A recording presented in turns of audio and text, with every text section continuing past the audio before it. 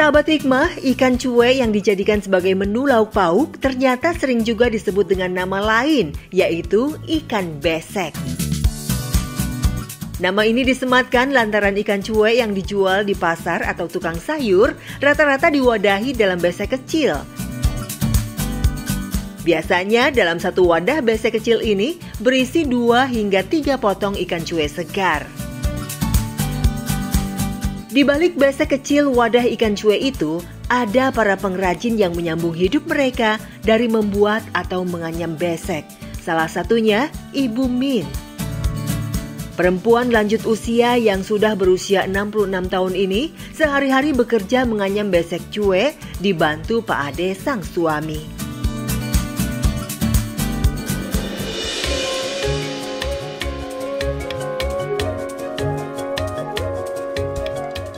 Untuk membuat besek cuek, Ibu Min bersama Pak Ade harus mencari serta menyediakan sendiri bahan bakunya berupa bambu. Setiap pagi mereka berjalan kaki pergi ke kebun bambu untuk mencari pohon bambu yang cocok untuk dianyam. Dengan peralatan seadanya, Bu Min dan suaminya memilih pohon bambu yang banyak terdapat dalam kebun itu.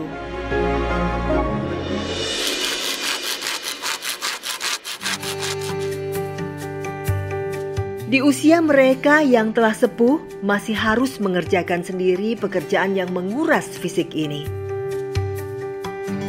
Menerabas semak belukar, menebang pohon bambu dari satu tempat ke tempat lain, menggotong batang yang telah ditebang, dan memotongnya agar mudah dibawa pulang ke rumah. Udah lama juga sih, udah 20 tahunan. Tadinya bikin yang kecil, terus ini ganti, ya sekarang bikin yang gede. Udah 2 tahun bikin yang gede, yang kecil mah 18 tahun. Waktu anak masih sekolah gitu. Habis nggak ada kerjaan saya. Nggak ada kerjaan. Kalau nggak bikin besek saya dari mana itu belanja. Sehari-hari kan saya juga. Terus saya kepaksa juga bikin gituan besek.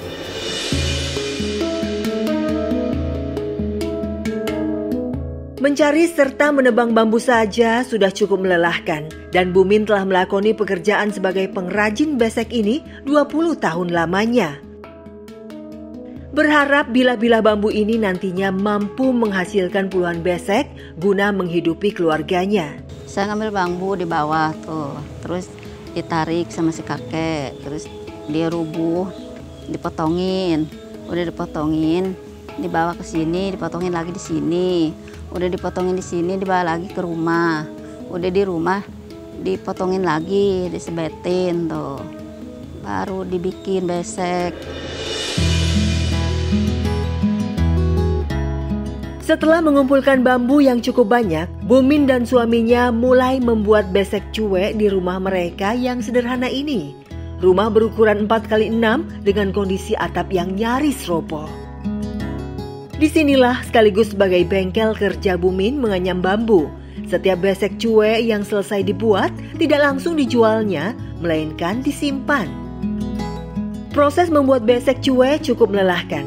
Setelah batang-batang bambu dipotong, Bu Min dan suaminya membelah lagi potongan bambu itu menjadi irisan tipis-tipis untuk selanjutnya dianyam. Menganyam irisan bambu yang kasar tentu butuh ketelatenan dan kesabaran. Bu Min dan suaminya juga mesti berhati-hati agar jari tangan mereka tidak terluka oleh serat bambu yang kasar dan tajam. Biasanya setelah seminggu baru Bu Min menjual seluruh hasil kerajinannya ke tengkulak atau pengepul. Dipotongin, terus disoekin tuh, disoek, terus dianyam. Baru dianyam lagi, udah dianyam, udah selesai nganyam, dijual. Menggantungkan nafkah dari berjualan besek cuek bukanlah hal yang mudah. Pendapatan yang diperoleh Bu Min tidak bisa dipastikan. Kadang cukup untuk bertahan, kadang untuk makan saja kurang.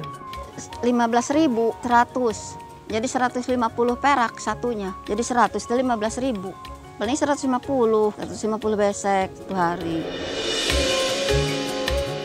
Agar mendapatkan penghasilan yang lumayan, Bu Min sengaja menumpuk dulu hasil besek-besek cuek buatannya sampai terkumpul banyak, baru dijual ke tengkulak atau pengepul.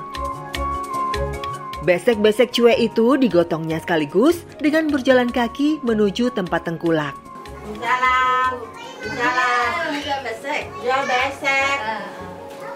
Berapa? 300. Oh, 300. Sering sih, cuma kan dia seminggu sekali, kadang dia mah maklum kebutuhannya. Ya itu kan orang nggak punya ya, bukannya saya menghina. Tahu saya sendiri kesehariannya, dia suka ada 2 kali 1 minggu itu bawa ke rumah saya. Bukan barang dagangan yang mudah mendapatkan pembeli, bahkan mungkin hanya dibutuhkan segelintir orang. Namun, Bumin tidak mau menyerah begitu saja. Bumin kemudian menjajal peruntungan dengan mencoba menjual besek cuek keliling kampung. Alhamdulillah, perjuangan dan pengorbanan Bumin demi sesuap nasi menemukan berkahnya hari ini.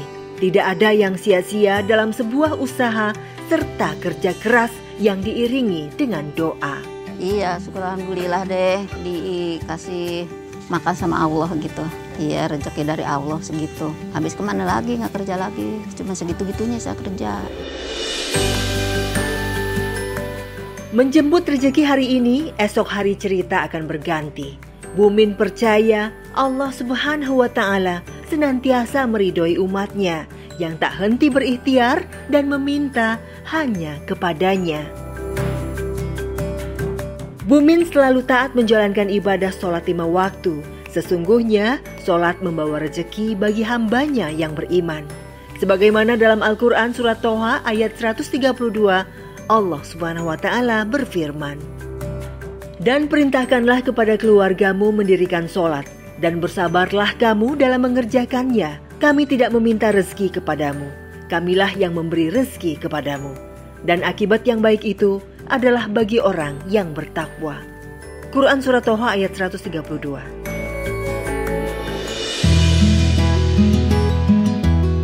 Meski tiap hari membantu Bumin membuat besek cuek, Pak Ade tetap berusaha sebisa mungkin mencari uang tambahan dengan bekerja serabutan.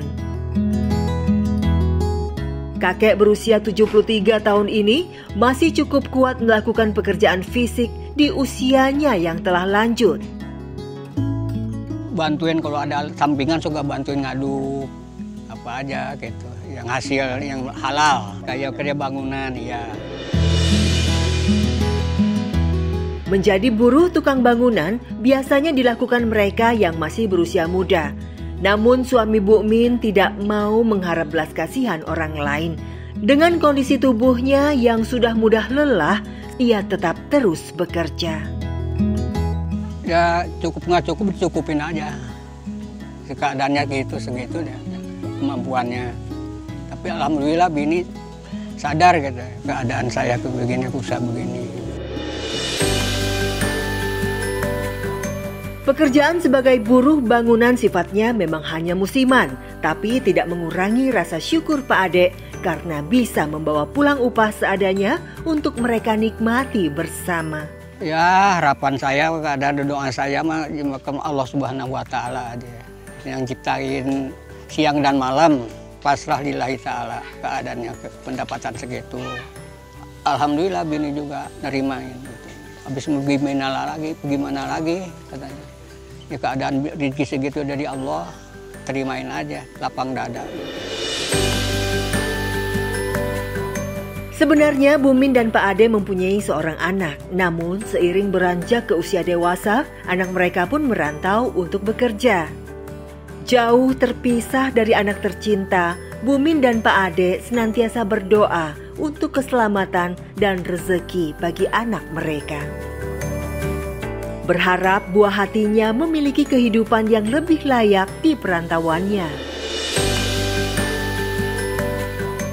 Sahabat Hikmah, Allah Subhanahu wa Ta'ala memberikan rahmat dan karunia-Nya berlimpah ruah. Tak memandang fisik maupun besar kecilnya suatu makhluk, semua mempunyai rezekinya masing-masing. Dari kisah Pak Yadi yang mempunyai keterbatasan fisik serta Bumin, dapat kita petik pelajaran dan hikmah yang terkandung di dalamnya. Semoga tayangan hikmah hari ini dapat membawa manfaat, menggali hikmah, menuai berkah. Wassalamualaikum warahmatullahi wabarakatuh.